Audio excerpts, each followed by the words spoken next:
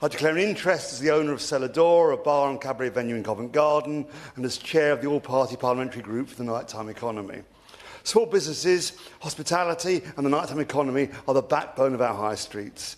In London alone, they support nearly 1.5 million jobs, generate close to £50 billion a year.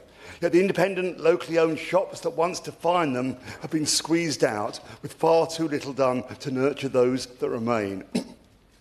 That said, I welcome new investment in my constituency. Primark is coming to the Wimbledon Quarter, its first new London store in nearly a decade, whilst Aldi, Marks and Spencer and Barclays have all recently invested in Wimbledon Town Centre. But they are international chains with deep pockets and preferred borrowing arrangements. Their confidence must not mask the fact that there are fewer and fewer independent businesses in Wimbledon, worn down by costs they can no longer absorb. Yes, this government, like the coalition in 2010, received a hospital pass from their predecessors, but that's no excuse for making matters worse. The rise in employers' national insurance contributions, Labour's tax on jobs, fell hardest on high street businesses whose staff cannot be automated or offshored.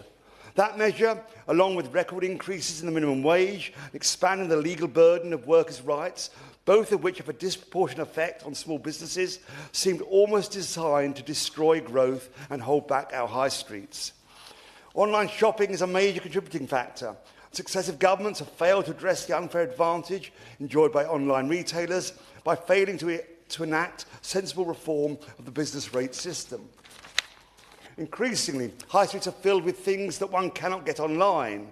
But even here, government policies are failing responsible employers. Take the hair and beauty sector, for example. The first headmaster salon opened in Wimbledon Village over 40 years ago. Yet across the sector, apprenticeships have dropped from 16,000 to 6,000 between 2016 and 2023 due to a VAT regime that incentivised salons to use self-employed staff rather than grow and develop their own talent. My constituency is doing better than many parts of the country, however.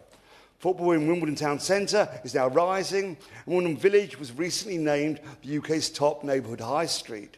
But the same is not true for Morden Town Centre, most of which has been part of the Wimbledon constituency since the 1980s.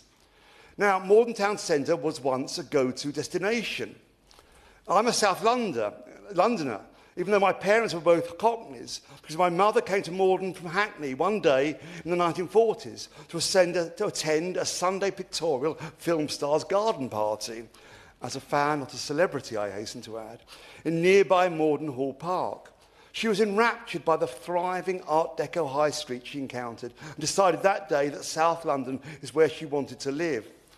Sadly, Morden Town Centre has been in decline for many decades, despite Merton Labour's council promising for the last 30 years at least to rejuvenate it, with their latest plans now put on hold till the end of the decade. Sadly, nothing is currently happening, although I would like to thank your ministerial colleague, the former Minister for Housing, Communities and Local Government, the member for Nottingham North and Kimberley, for meeting with me to help move things forward, although sadly Merton Council declined to attend. Nationally, the Liberal Democrats are offering concrete solutions.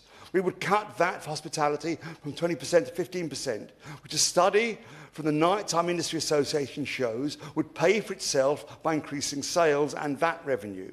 We would also reform business rates to reward occupancy and community value, whilst agreeing a youth mobility scheme with the EU to resume the flow of young, eager Europeans keen to work in hospitality in their gap years. And we would also reform the apprenticeship levy so that our hair salons and other small businesses are again incentivised to develop talent. Our high streets need urgent help. Too many shops have put the close sign up for the last time. I look forward to hearing how the Minister is proposing to reverse that trend. Thank you.